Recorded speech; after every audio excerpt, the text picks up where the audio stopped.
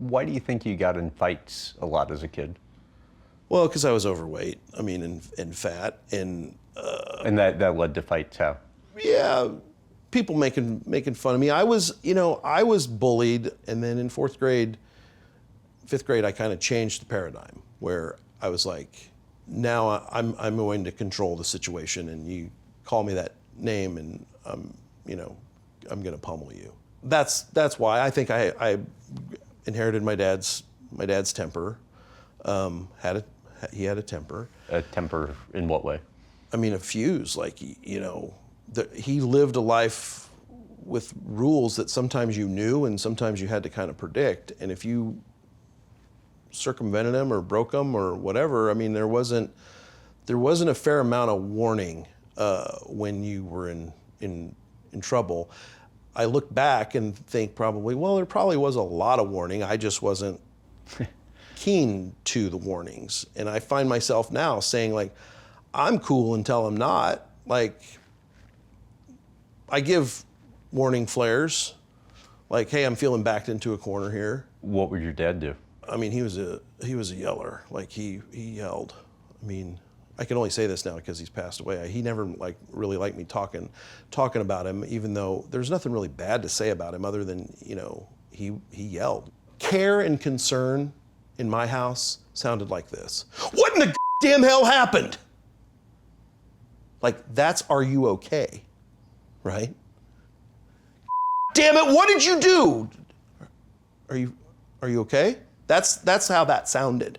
So, you kind of have to calibrate that and learn, never a question whether my dad loved us, loved me.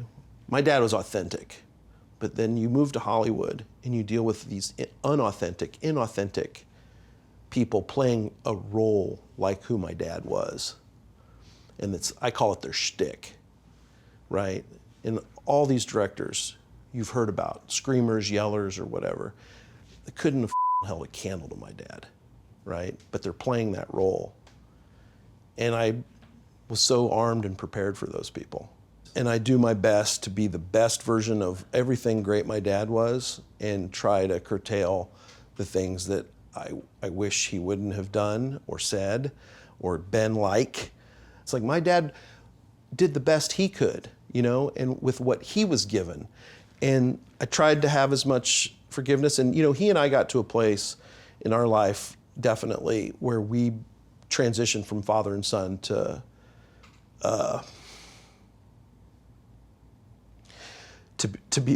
being friends. Like, I really feel like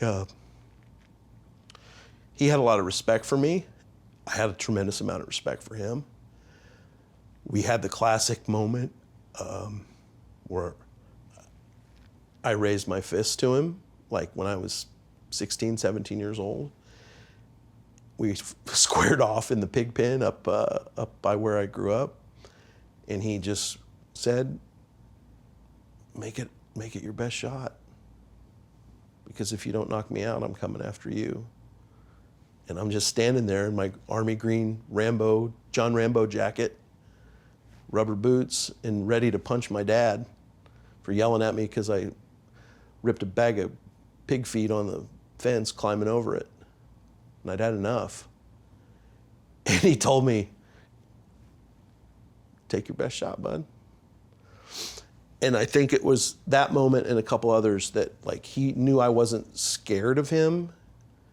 And I think he appreciated it. So what happened when you... I lowered my fists. I put them down quietly. And I walked away. I got on my Huffy bicycle. And I rode and laid in a ditch for about 5 hours. What do you think he taught you? Well, he taught me work ethic, 100%. He taught me loyalty. He taught me generosity.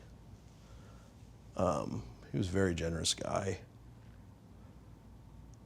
He was a complicated guy, just like everyone's dad is, But you just got to be willing to meet them where they are. My dad always, was a do what you can, when you can, how much you can type of guy, with charity and donations and things like that. And taught me how to, be nice to, to everyone. He taught me how to set parameters, Why do you think your drive to succeed came from your dad? Well, he was successful at life, and he was able to provide a life for my mom and myself and my sister and my brother that gave us opportunity. And I wanted to be able to take care of a family, people around me, like he did. He set an example of, as a man, this is what you do. You go to work and you provide and you give your loved ones opportunity. And so I also wanted to show him that I was really good. At K-State, I did a play called All My Sons. And at the end of that play, Joe Keller kills himself. And, here I am, 20 years old, and playing the role of a 70-year-old guy in a play or whatever. And it ends with me going upstairs, and you hear a shotgun blast, and that's the end of the play. And I'll never forget my dad, who had seen me in Prelude to a Kiss and just some wacky stuff, and see me being a clown or whatever. And we're backstage at Nichols Hall at K-State, and he's kind of just standing there. And he just said, "Well, Eric, I sure never knew you could do that." And I think that was the beginning of just you wait and see what I can do. I mean, and he was, my mom, they're my biggest fans, and obviously thanked him in my first Emmy speech and gave him the trophy, and wanted them to wake up every day and know that that's a reminder of the platform that they created for me to have success on. Like, they set that in motion. Early, when I said I wanted to be a drummer, I had a snare drum. When I said I wanted to learn karate, I had a karate gi. When I said I wanted to do this, I did that. Never thinking that I was the weird kid, right?